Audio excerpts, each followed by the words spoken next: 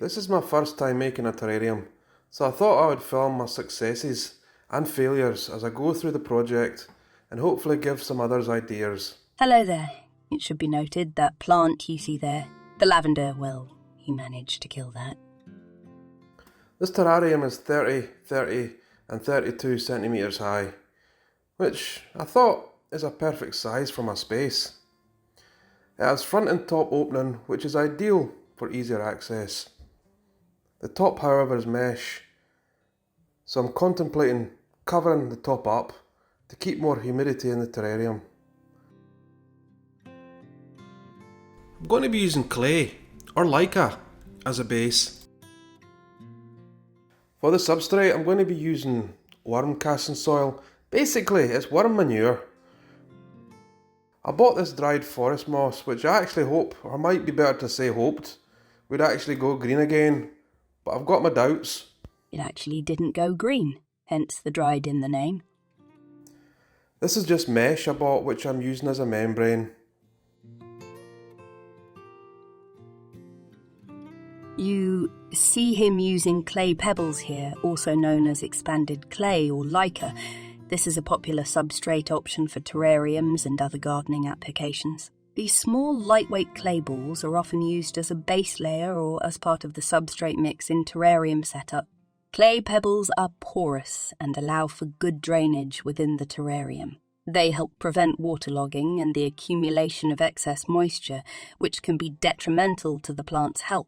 Clay pebbles can act as a reservoir for moisture, helping to maintain an optimal level of humidity in the terrarium. They can absorb and release water, providing a buffer that helps prevent the substrate from becoming too dry or too saturated.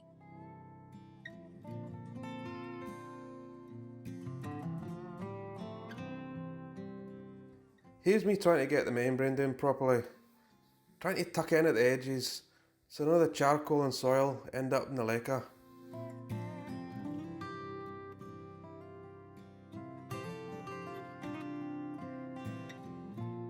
For the charcoal, the smallest bag I could get was this. Not a big problem. I'll break it down into wee bits. Well, that's enough fuel for all our summer barbies. If we get any sun here in Scotland, that is.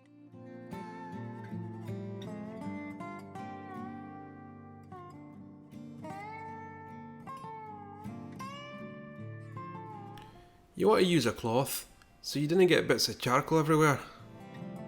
Why add charcoal? Well, these are the reasons. Charcoal has excellent odour-absorbing properties, helping to reduce any unpleasant smells that may arise within the terrarium. It can absorb and filter out toxins and impurities, keeping the terrarium environment fresh.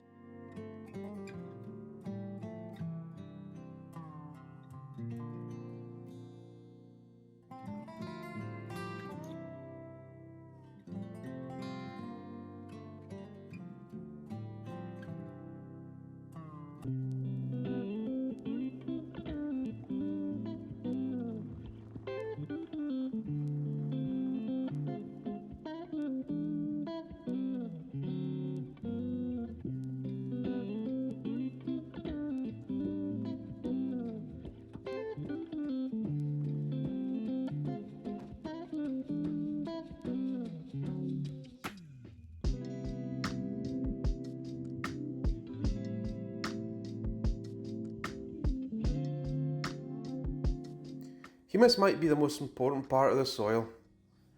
Humus is the black or dark brown part of the soil that remains after most organic material breaks down.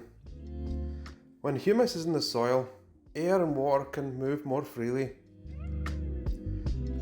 Getting the soil on top of the charcoal here, I want to lay it down in a way you have a nice elevation at the back, Ken, sloping down, which I think is a more natural looking.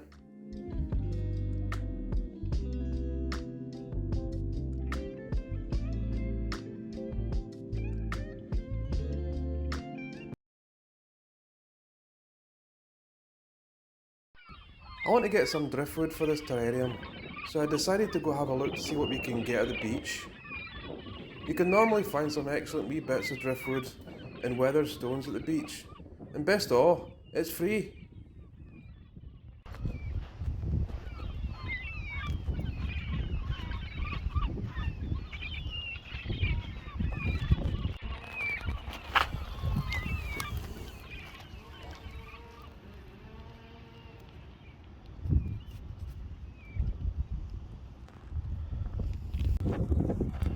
I found this bit of driftwood. I thought it rather looked like a goat's head. It's a bit too big for the terrarium, but I think I can do something with it. Best thing you can do with that babe is keep it out my house and put it on the bloody fire.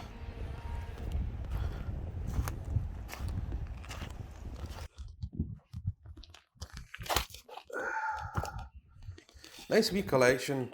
Hopefully I can get them in the terrarium by arranging them in some way.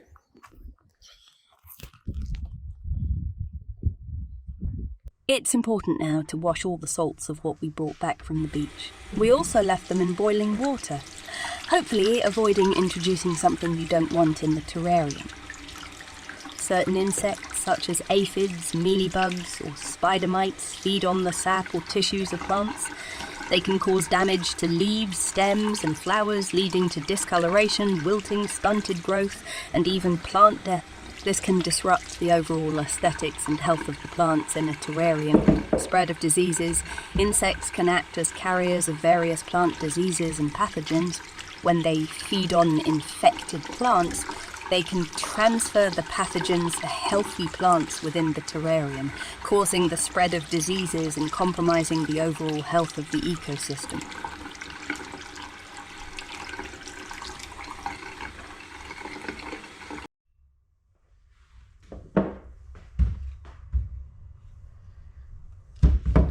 This is one dirty-looking bit of wood. God only knows what little bugs are in that thing. Glad it's him touching it and not me.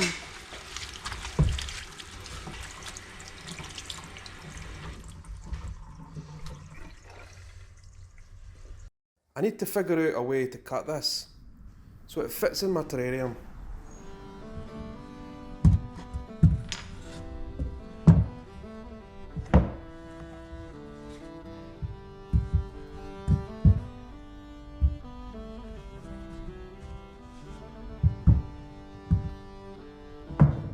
Marking out some lines now to give me some reference to where I cut.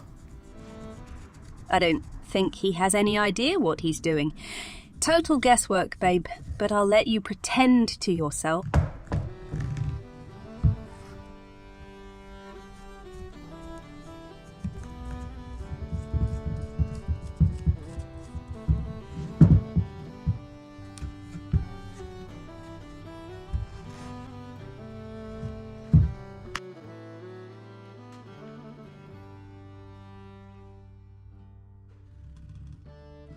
I'm going to start with a wee gentle motion and avoid sawing off my bloody fingers.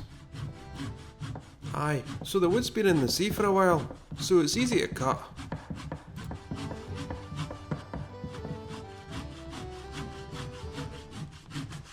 Being that the wood's in the sea for a while, it's easy to cut. Well, I can see this going wrong. This could be another hospital visit.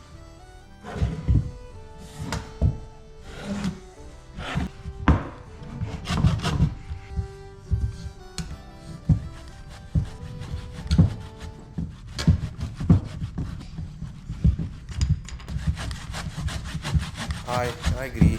Starting to get a wee bit dangerous here, but I'm almost through.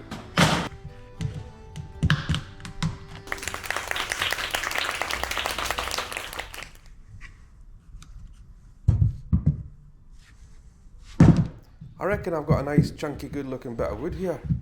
That's going to fit perfectly, bro, inside my wee terrarium. Perhaps do a few wee modifications. I need to go chop a few bits off. Help it sit a wee bit better. I feel it might be safer for me if I use this tool.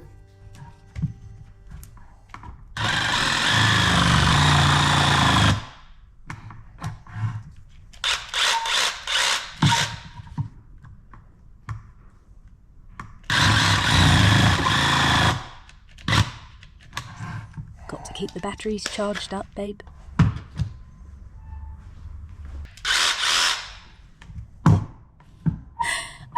Keep your fingers away from that blade.